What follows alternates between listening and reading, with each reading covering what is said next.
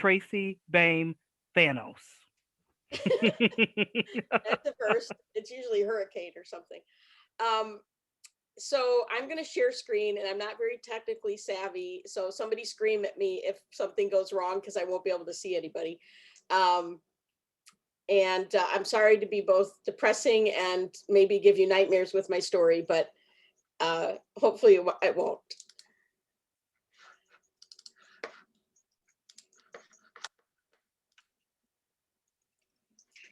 Okay, I will assume it's okay unless I hear otherwise.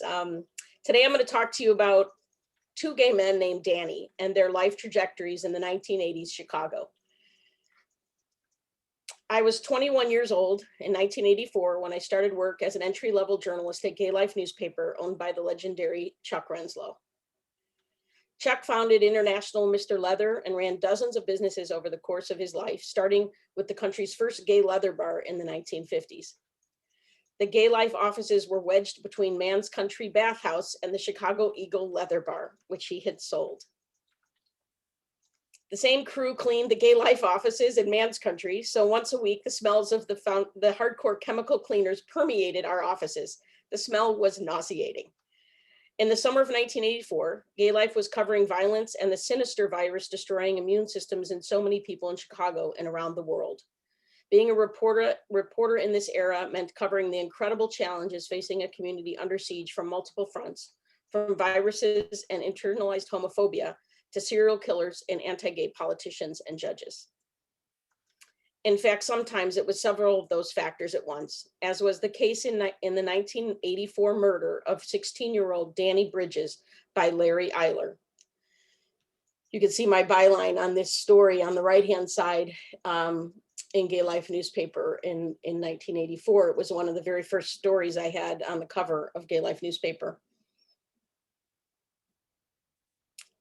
While Eiler later confessed to the murder of more than 20 people, he never did so with Danny, insisting an accomplice did the killing.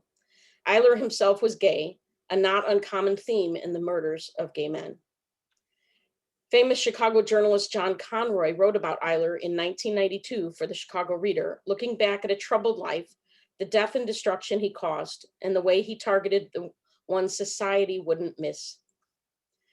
But Danny Bridges was noticed, and his case was high profile. His body parts were found in garbage cans in Rogers Park Alley on August 21st, 1984.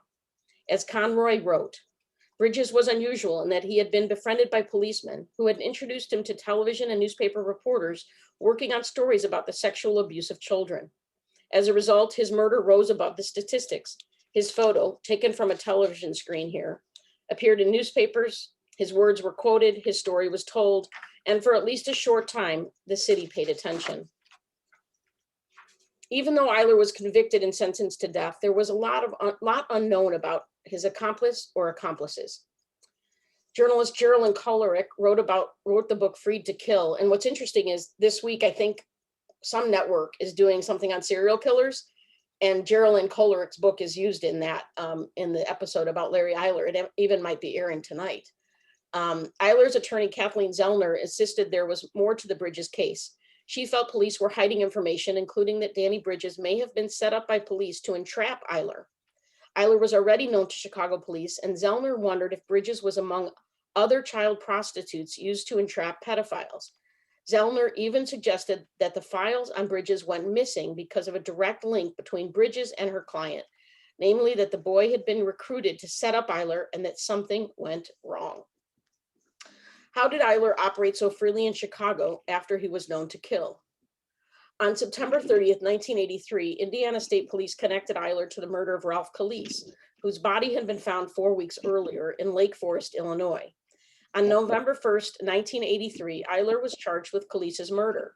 As Conroy reported, it looked like a very strong case, but the Indiana police had incarcerated Eiler for 12 hours without charging him with a crime. A fairly clear constitutional violation. There you go. Yeah. Lake County Circuit Court Judge William Block ruled that Eiler had been illegally detained and that the evidence gathered as a result of that detention could not be used against him. Eiler was once again on the streets. Oh, she's doing At that point, he was a suspect in 23 murders. His story had been covered by newspaper, radio, and television reporters in both Indiana and Illinois. He was notorious among policemen and within the gay community, so notorious that boy prostitute Danny Bridges was warned to stay away from him both by the police and by a probation officer. That made it all the more surprising when Bridges turned up as victim number 24. Eiler died of AIDS complications on March 6, 1994. His attorney was authorized to issue a posthumous confession. Eiler admitted to killing 21 men and boys between 1982 and 1984 in the Midwest, but he insisted he did not kill Bridges, even if he was involved in the cover-up. He said his accomplice, Robert David Little, committed the murder. This was always a very complicated case, but the bottom line is that Danny Bridges was yet another young victim, and Eiler was yet another serial killer, using murder as a way to confront his own demons. Eiler wasn't the first or last gay serial killer, and Bridges wasn't the last victim. The other Danny I wanted to talk about is someone I knew personally, Danny Sotomayor. Danny was not an activist until he was forced to be one when confronted with HIV, AIDS, and the mortality of himself and his partners, first Ralph Hosmer and later playwright Scott McPherson. Danny was a charismatic young man and a brilliant artist. He was a powerful part of ACT UP, the AIDS Coalition to Unleash Power, in fighting back against AIDS ignorance and bigotry. ACT UP's success was in large way attributable to the graphic designers and artists who created educational and iconic imagery, such as the silence equals death button. Danny produced numerous posters and editorial cartoons that hammered home the crisis and took on big game: President Ronald Reagan, Senator Jesse Helms, and Mayor Richard M. Daley. He even took on fellow gays who he felt weren't doing enough, or who he called apologists. He was called the angriest queer for a reason. Many other queers dismissed, or disdained him. He'd been fired from other gay media by the time he started working for me, and I was the last local publisher to run his biting cartoons. Covering and working with Danny was like being in the eye of the storm. The edges could close in at any time. His life was on the line, and as with so many other young men I was covering, he was not much older than I was. He was new to activism, but took to it quickly and with a singular focus. He just didn't care who he pissed off. For me, a war zone mentality was in place. Get these stories down before these guys died. It was mostly guys, but not all. There were also women, including transgender women. There were people of all colors impacted by HIV/AIDS, and the gay press of the 1980s were the main ones covering their full stories. Sometimes mainstream media got it right, but mostly they got it wrong, or ignored it, or were spreading bad information. In a 1990 interview with Chicago Reader, Danny said, "All the guys I've known who died, sometimes I can see and hear them. When I'm hurting or when I'm concerned about somebody who's sick, I try to call them and ask for their guidance. I know they're helping me in some way. I trust that everything that's happened to me is happening because I'm ready for it. This is the right time for me." When you're covering death so closely, you can't help but become close to people. Danny was a friend in the sense that we hugged when we saw each other, and I visited him in his final days at Illinois Masonics AIDS ward, Unit 371. He was frail, bald, and thin. He had long since quit ACT UP because of differences in strategy and tactics. His passion was buried behind an oxygen mask, his eyes speaking volumes about his fear and inability to continue to ACT UP and fight back. Danny was just 33 years old when he died in 1992. Hundreds of people attended his funeral at the Riviera Theater, and Mayor Daley tried to act like he cared. But Danny's friends never let Daley forget how much Danny loathed him and fought hard for Daley to push for increased AIDS funding. Journalists have a unique lens in covering communities. For me, I've always felt it was an honor to cover people at their best and their worst as they fought for their lives and the community. I'm not sure why after 35 years I've not burned out on this work. Maybe because of my early years as a reporter, when I witnessed my generation and the ones before it dying off because of a disease that could have been stopped in its tracks sooner. Maybe because if I ever feel tired or upset about the infighting, I see the faces of the guys. I picture the photos I took of them in their last days of life, and I'm committed to making sure their names are not lost. It's been 35 years since I worked next door to Man's Country Bathhouse and for the legendary Chuck Renslow.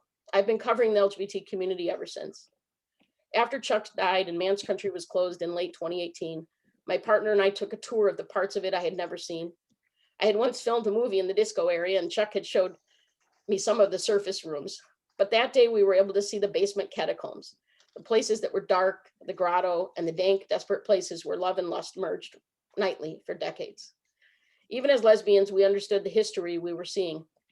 We walked through it with a reverence, almost as if on a funeral march, not just for the loss of Chuck, who I wrote about in a biography a few years before he died, but also for the tens of thousands of men who would walk through those doors, who slept there when they had nowhere else to go, who came to Chicago for furtive love that eluded them in their small towns or family farms, for a touch, a kiss, for sex, and even for relationships. I don't know if these two Dannies went to man's country, but they traveled the same footprints of many men who did, of many men who lived, loved, and died before them. Being a journalist means you're on the front lines of history. You get to write that first draft. I stand as a witness for Danny Bridges. I stand as a witness for Danny Sotomayor. And now you're standing as a witness as to. Okay, let me stop this share. Almost made it. Last time I did this, I could not even make it past the first page. So that was pretty good.